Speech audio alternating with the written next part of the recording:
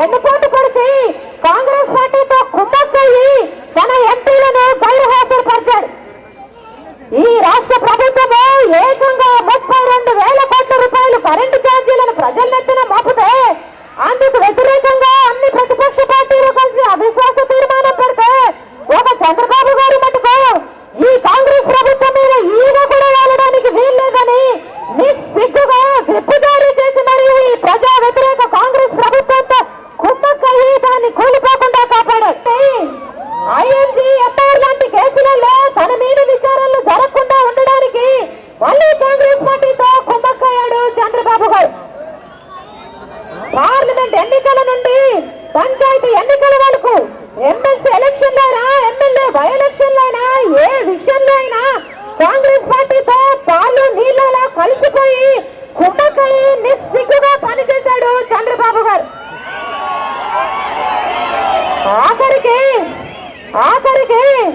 జగన్మోహన్ రెడ్డి గారు ప్రజల మధ్య ఉంటే రాజశేఖర రెడ్డి గారి వారసుడిగా ప్రజల మధ్యలో స్థిరపడిపోతుంటే ఇక కాంగ్రెస్ తెలుగుదేశం పార్టీలకు మనగడ ఉండదని ఆ రెండు పార్టీలు దుకాణాలు మూసేసుకోవాల్సి వస్తుందని కుట్రలు పని అబద్ధపు కేసులు పెట్టి కాంగ్రెస్ తో కలిసిపోయి కుమ్మక్కయ్యి తెలుగుదేశం పార్టీ కలిసి వెళ్లి కేసులు పెట్టారు.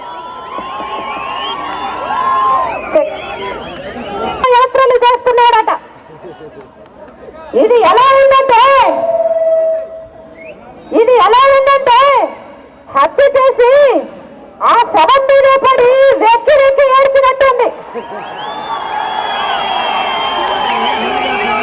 చంద్రబాబు గారు ఒక పక్కేమో తెలంగాణకి అనుకూలంగా లేఖనిచ్చి విభజనకు మద్దతు పలికి మళ్ళీ ఏ ముఖం పెట్టుకుని సీమాంధ్రలో అడుగు పెట్టావు చంద్రబాబు గారు అని ప్రజలంతా చంద్రబాబు గారిని నిలదీయాలి. కోట్ల మంది ప్రజలకు అన్యాయం జరుగుతుంటే ఇది అన్యాయమని నిరసన తెలియజేసి నువ్వు గాని నీ ఎమ్మెల్యేలు ఎంపీలు గాని ఎందుకు రాజీనామా చేయలేదని ప్రజలంతా చంద్రబాబు గారిని నిలదీయాలి.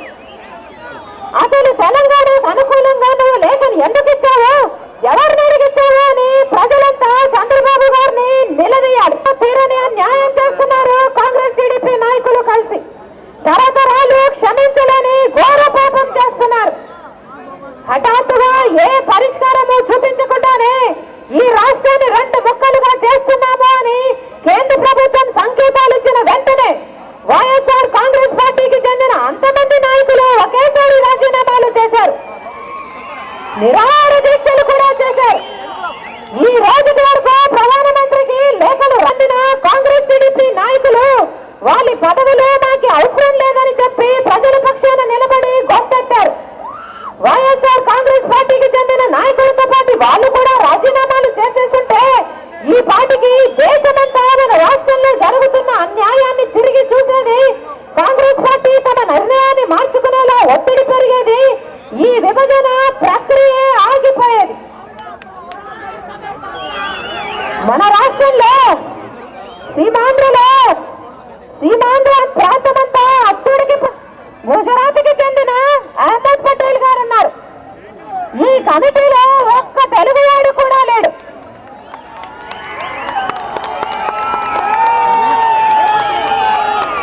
తెలుగు జాతి గురించి తెలిసిన వాడే లేడు.